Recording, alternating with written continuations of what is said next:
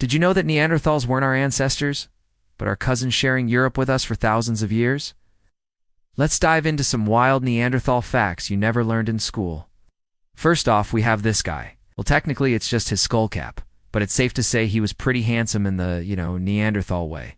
No, they weren't just hairy barbarians that went around smashing things and eating people. In fact, their main food was meat-think mammoths and wild horses, but they also ate plants and nuts when available.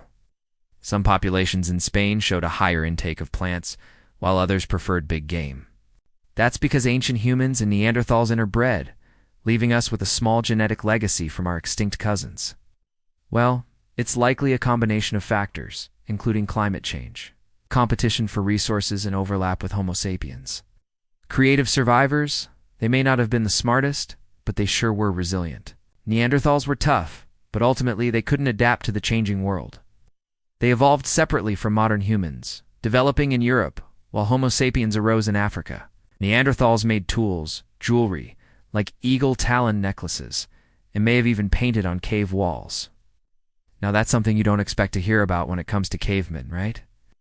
They weren't as advanced as we are, but they were smart and creative in their own right. Neanderthals were shorter and stockier than modern humans, with a larger nose and pronounced brow ridges. They had strong muscular bodies that were perfectly adapted for the cold Ice Age climates they inhabited.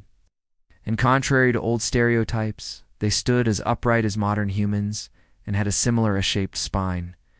Pretty cool for a so-called caveman, huh? But don't get it twisted. We're talking about actual physical differences here, not just how we act. This fossil is called the Neanderthal one. It's the type specimen of Homo neanderthalensis and is housed at the Delhomme in Paris. And speaking of fossils, did you know that?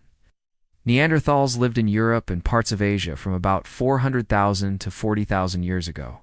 And what about their burial practices? Neanderthals sometimes buried their dead, often with tools or ornaments, suggesting complex social behavior and perhaps even symbolic thinking. Speaking of interesting stuff, did you know that if you're European or Asian, about 2% of your DNA comes from Neanderthals? So there you have it, a quick Neanderthal breakdown.